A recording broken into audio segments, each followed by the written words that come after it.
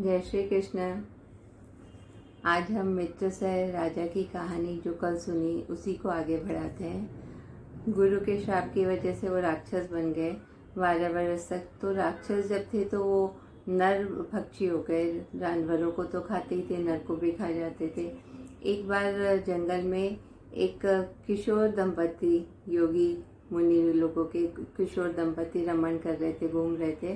तो राजा ने जो लड़का था उसको पकड़ लिया, किशोर को, और उसको जो ब्राह्मणी थी, लड़की थी, वो उसने बहुत प्रेयर की कि भाई आप एक्चुअल में राक्षस नहीं, आप राजा हैं अयोध्या के, और आप इस तरह का काम ना करें, आप तो दयालु हैं। बहुत बोला, लेकिन राजा तो उस समय राक्षस योनि में था। तो राजा ने उस ब्राह्मण बालक को मार के उसकी गर्दन मरोड़ के खा लिया।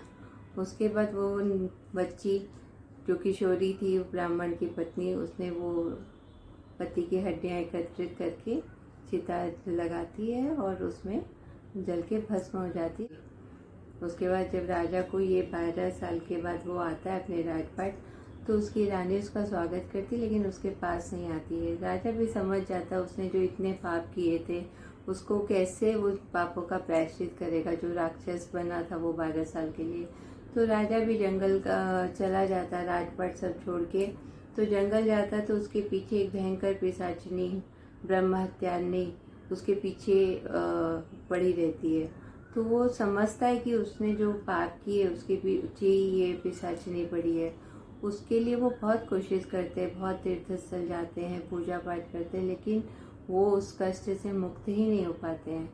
तो एक बार वो घूमते घूमते ऐसी जगह पहुँचे जहाँ पे गौतम ऋषि थे। गौतम ऋषि को जब बताया, पूछा गौतम ऋषि ने, आप लोग सब कैसे? बोले सब ठीक है, लेकिन मेरे पीछे जो ये ब्रह्म हत्या की पिशाचिनी पड़ी, उससे मेरे को मुक्ति नहीं मिल रही। मैंने सहस्त्रों उपाय कर लिए, लेकिन मुझे मुक्ति नहीं मिल रही है।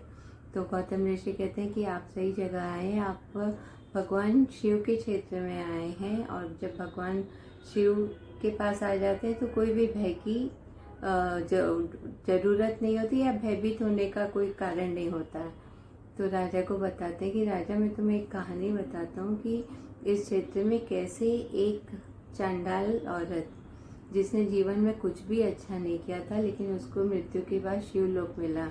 तो वो कहानी सुनाते कि वो चांडाल औरत जीवन भर ही उसने गलत काम किए थे, घृणित काम किए थे, लेकिन उसने मृत्यु के समय उसको शिवलोक इसलिए मिला कि वो गोकर्ण में थी उस समय। एक रात वहाँ शिवरात्रि वाले दिन उसने जागरण किया और भगवान शिव के ऊपर बेलपत्र चढ़ाया। उसने अपने जीवन में सिर्फ एक दिन एक रात जगा और भगवान शिव के ऊपर बेलपत्र चढ़ाया।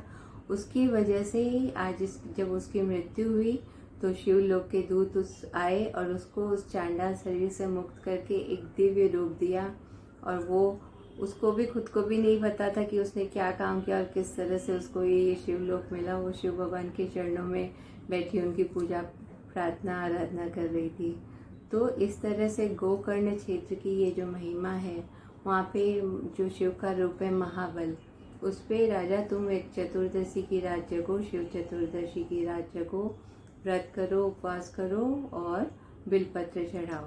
इस तरह से राजा जब गोकर्ण में ये सब पूजा करते हैं और महाबल शिव की पूजा करने के बाद राजा को भी वो जो ब्रह्म हत्यारी पिशाचिनी थी उससे मुक्ति मिलती है। तो ये है कहानी राजा मित्रसह की और गोकर्ण के महत्व की। वहाँ पे भगवान महाबल जो शिव का रूप है उसके महत्व की। सबका मंगल हो।